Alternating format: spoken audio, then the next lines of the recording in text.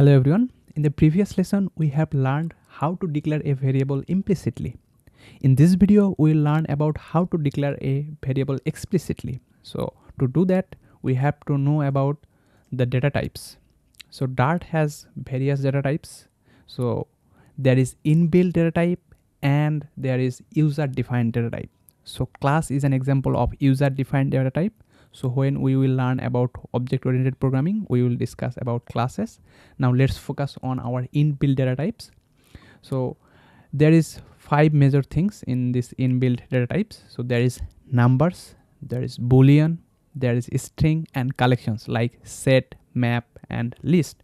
But if you go to Dart official website, you will find there is also records, runes and symbols. We don't really use that often. So we will mainly focus on these numbers, strings, booleans, and later on we will discuss separately about list, set, and maps. Okay, let's go to our coding section. Let me create a file. datatype.dart. I'll create my main function and a body. So previously we defined a variable using var x is equals to 100. Because of this type inference, so the compiler automatically detects it's an integer. But now we will explicitly define our variable. So I will say integer x is equals to 100. I hope you know about what is an integer number, like from positive infinity to negative infinity, including 0. And if I insert a negative number like x is equals to minus 100, this is also an integer number. Make sure that it doesn't carry any fraction or decimal value. For example, if I try to assign a decimal value to a integer value, it will give me an error. So see, this is not possible. What about if I try a very large integer value? This is possible. What about a more? So as you can see, it is giving me an error. And if you hover over here, you will find the range of an integer from positive this to negative this. A integer value can't exceed this limit. Now we know about integer data type. Let's learn the double. We use double to store fraction value and decimal value. For example, if I use double, a is equals to 5.8. This is possible. If I say double b is equals to negative 10.10, this is also possible. What about double pi is equals to 3.14? So we can store any kind of fraction and decimal value in a double data type. What about boolean? A boolean only stores true or false. For example, bool is valid is equals to, you can use only true or you can store only false. You can't assign any other value to a boolean data type. For example, if I try is okay is equals to this is not possible. I have to assign only true or false. Okay, now we know about numbers and boolean in now we know about numbers and booleans. Let's discuss about string. So string is a very large topic to discuss, but in this video we will just learn about how to declare and initialize an string and how to declare a multi-line string and how a string interpolation works. In the next lesson we will learn about few methods to manipulate a string. Okay, to declare a string we have to type string keyword. You can use a single quote or double quote, it doesn't matter, but I will show you both. And if I use a single quote to declare a string, this is also fine. But what about I have a very large string? So this is called also multi-line string. You can't define with a single quote or double quote. For example, if I use double quote and then I put many things, and if I hit enter and then if I put another thing, it will give me an error. In order to do that, we have to use triple quote. So this triple quote is just for multi-line string, triple quote for starting and triple quote for ending, and inside this you can put your multi-line string. For example, this,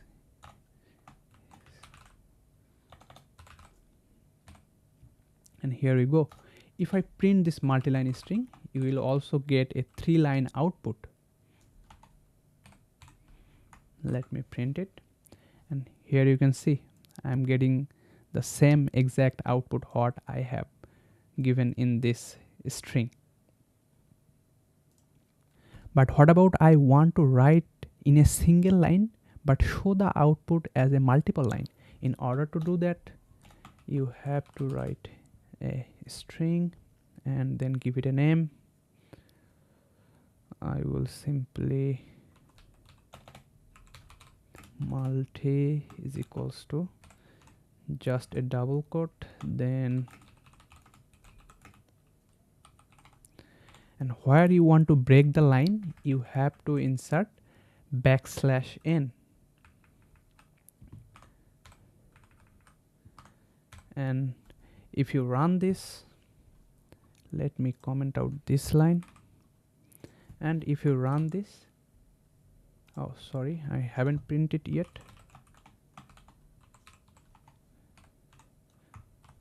Okay, if you print this, you will got multiple line. So after every \n, you will got a separate line. So what about I want to put a special character inside my string? So in order to do that, let me take a variable. Okay, I'll put I love you 3000, and then here I want to put a double quote. So as you can see, it's giving me an error, or it's a problematic. So in order to do that, I have to give a /. So now if I print this statement, I hope it won't cause any issue. So let me print this x variable, and now if I run my program, as you can see, my double quote is here. Now we know about how to declare a string. Let's learn string interpolation. So suppose I have 3 variables. How can I print these 3 variables in a single print statement? In order to do that, we have to use string interpolation. For example, I have a variable name,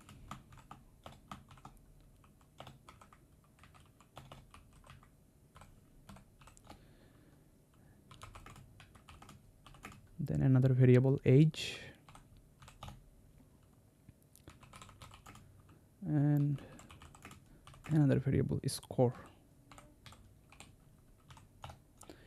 In order to print this all 3 variables, I have to use string interpolation. So for example, my name is, you have to use $sign and then the variable name. And my age is, then again the $sign.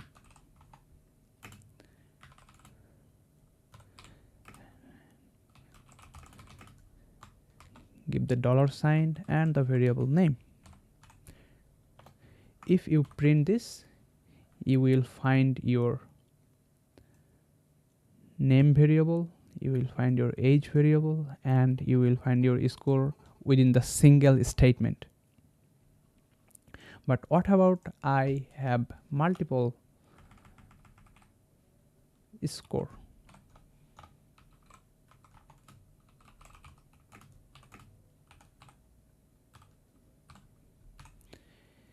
You can perform a operations here. You have to give a $sign, then a curly braces. Inside this curly braces you can put your first variable, then a operator, then a second variable. Okay, if you now print this, you will get your name variable, then your age variable, and the combined score.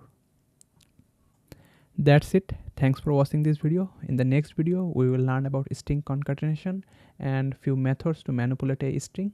If you want to watch that, make sure to subscribe.